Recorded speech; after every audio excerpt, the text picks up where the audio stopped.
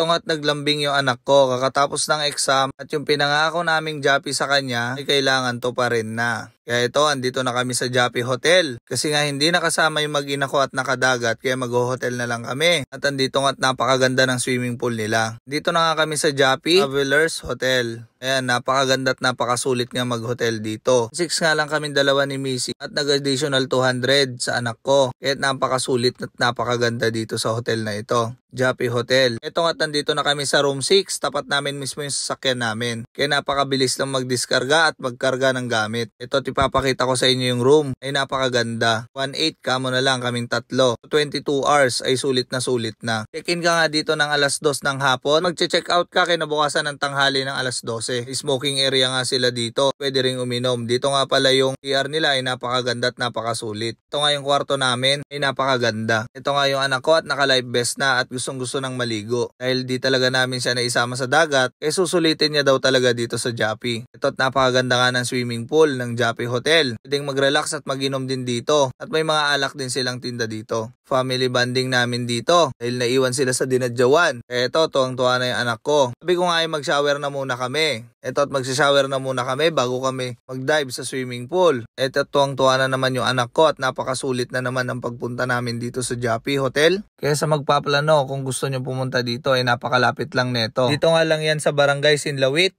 Kawayan. Jollibee Travelers Hotel and Restaurant. Napakasulit at napakamura naman. Kaya ito, ligong-ligo na kami dalawa ng anak ko. At panay na ang kaway namin dahil mamaya-maya pa si mami maliligo dahil may hinihintay pa siya mga order. At ito, tumakyat na nga ako dito sa taas para may pakita ko sa inyo kung gaano kaganda ang view dito ng swimming pool sa taas. Ayan, at napakasulit talaga mag-hotel dito. Pwede rin kayo dito sa taas. May birthday party o ano, pwede rin dito. Napakaganda talaga ng swimming pool nila. Dito nga ay makikita nyo rin yung Amado Hall. Meron nga silang hall doon sa loob. Kaya sobrang matutuwa kayo pag nag-hotel dito. Ito nga yung mga menu nila ay napakarami. Kaya nga dito, yung misis ko na lang pinag-order ko. Ito, nag-order na nga kami. Sobrang dami, hindi na namin alam ang kakainin namin. Okay naman ang mga presyo ng mga pagkain nila at napakasulit at napakarami naman. Ito nga, nag-order na kami habang nililigo at mamaya-maya para dumating na rin. Ito nga ay paggabi na. Makikita nyo nakabukas na yung mga ilaw ng swimming pool. At talagang napakasulit talagang maligo dito. Ito nga at panayang dive natin dito. Medyo malaki ang tiyan. Okay na okay pa naman. Ito nga at bantay tayo ng baby ko dito ay dumating nga rin si Papa at si Dave. At pinasyal si Sophia dito. Napaka-spoiled ng apo nilang yan. Kaya nga ito, dumating na yung Canton Gisado. At itong gisado bihon namin. Meron nga ring milkshake. At syempre yung paborito niya, carbonara. Itong ang milkshake na to ay napakasarap. Pag pumunta kayo dito, umorder kayo at napakarami rin ng servings nila. Ito nga, tinatawag namin yung anak ko dito ay ayaw pang umahon para kumain muna. Ito nga ay kumain na muna kami at syempre hindi na tayo nag-ride. Ito nga ang anak ko ay pangakuan mo at sigurado dapat to pa rin mo. Kaya ito, napaka-spoiled talaga niyan. Ito nga yung bihon gisado nila ay napakarami. Pwedeng-pwede na sa 2-3 tao ito. Ito nga yung carbonara ay nilalamig yung anak ko kaya nagpapasubo. Pagkatapos amin kumain, ito na. Panay na ang ligo namin dalawang mag-ama. Mamaya-maya pa nga daw si mami niya. Eto, sobrang tagal nga namin hindi nakapag-swimming. Kaya talagang aliw na aliw yung anak ko at miss na miss niyang maligo sa swimming pool. Ito nga, pati ako ay sobrang nag-e-enjoy kaming pamilya dito sa Jollibee. Kaya sa mga kapanood neto ay sana makapunta rin kayo dito. Ano lang naman yung 1.8, 1.6 pag dalawa kayo. Sobrang sulit at mag-e-enjoy kayo dito sa hotel na to at napakaganda. Kaya nga tayo nagtatrabaho at nagsisipag para sa pamilya natin. Para makapag-enjoy din tayo. Lahat ng negosyo at racket ay gagawin natin para lang sumaya ang pamilya natin. At para kahit papano may bigay natin ang gusto ng mga anak natin. Ito sobrang nag-e-enjoy yung anak ko na ito. Talagang grabe ito pagdating sa tubig.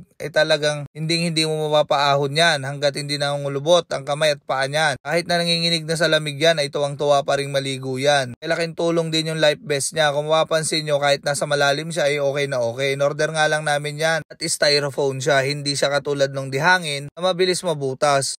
Eto, sisid yan naman ng sisid yung anak ko. Tataas nga ang nakuha niya sa exam niya at may na-perfect pa siyang isa. Sabi ko, galingan niya pa sa pag-aaral niya, mapapalagi kami magsiswimming. Kaya para sipagan siya sa pag-aaral niya para may bigay namin yung gusto niya. Tulad nito, sobrang tuwa at sobrang nag-enjoy siya. Katapos ng exam niya at pagbalik ko ng dinadyawan ay nag-swimming kami. Sobrang tuwa nga ng anak ko. Sabi niya, pag lumabas daw si ading niya ay may kasama na siya magsiswimming. Kita niyo naman yan kahit anong lubog niya sa lalim. Napaka-safe safety talaga nung life vest niya. Ito nga't naligo na rin si mami. Tot nilalamig na nga si buntis dito. Ayun ang lumangoy ay nakaakbay na lang sa likod ko. Ito nga't pakailamerong bata ay kinuha na naman yung camera. Dito nga pala yung gamit namin pagdating sa tubig ay GoPro para mas safe. Hindi namin ginagamit yung 14 Pro Max. Ilubog at natatakot kami. Ito ay kahit ilubog-lubog namin, waterproof. Plus inorderan din namin ng case para safety talaga. Ilang oras na nga kami nakababad dito ng anak ko. Hanggang gabi pa kasi naligo to si buntis. Nilalamig tuloy, ayan na nga't sumisid na. Ang sabi nga sa akin ay kuhanan ko rin daw siya ng video. At ako rin, syempre, sumisid na sa ilalim at nagpakuha rin ng video. Sobrang mag-enjoy kayong pamilya dito pag pumunta kayo dito sa Joppy Hotel. Lalong-lalo na ang mga chikiting nyo pagdating sa swimming pool. Katapos nga namin maligo, sa tabi mismo ng hotel ay may convenience store sila dito. Ito nga tamang silip na naman yung anak ko at kung ano na naman pinagkukuha. Ito at nakakita nga ako ng pampulutan na naman dito at pinakuha ko nga yung misis ko dahil nakakita ko ng gatas. Ito nga at nagpakuha pa rin ako ng cup noodle dahil ang lamig na.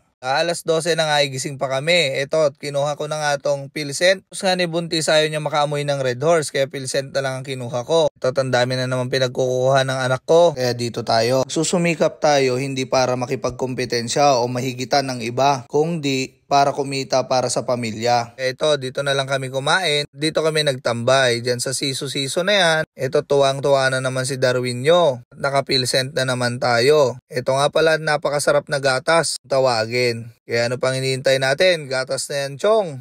Unang tagay, nuwaring hindi masarap. Dito nga sa siso at dunduyan na ito ay nag-enjoy kami. Napakasarap magtambay, napakalapit din sa tapat lang room namin. Parkingan ng sasakyan, bayan pa ng gata at mainit na sabaw ng cup noodles. Habang nagpapatuyo nga ng buhok yung mag-ina ko at ilang sandali pa ito ng kinumagahan. Good morning anak ko. Ayan at inaantok pa nga kami. Ginising na nga namin dahil may free breakfast dito. Ito naman ang kain natin dito at buffet ngayon. Ito na nga kami sa restaurant. At mapaparami tayo, buffet nga, di ba? Napakasulit. Dito nga kami umupo at ito, silang gulay, rice, egg, meron pa nga silang pasopas dito. Napakasarap nga ng sabaw. Din silang juice. Dito nga ay meron pa silang apple, saging, at napakarami rin nilang ulam. Buti nga hindi na kami nag-rice kagabi. Kaya ito, kumakain na kami. Napakasulit mag-hotel dito sa Joppy Hotel. Kaya ano pang hinihintay nyo? Mag-hotel na kayo dito sa Joppy Hotel. Napakaganda ng room, napakaganda ng swimming pool, napakasarap kumain, free breakfast, buffet pa.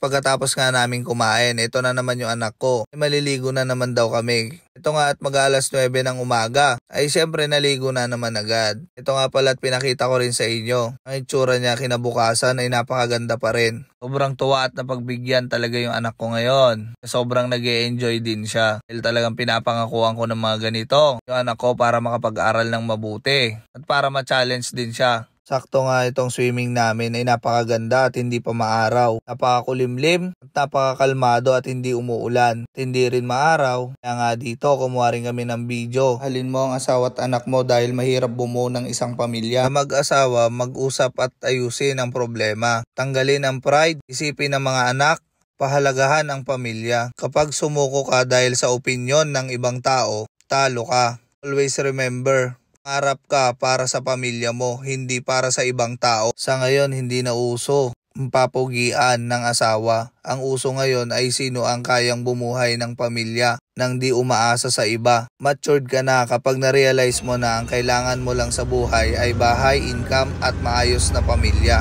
So yan, hanggang dito na lang ating video. Maraming salamat sa lahat ng manonood.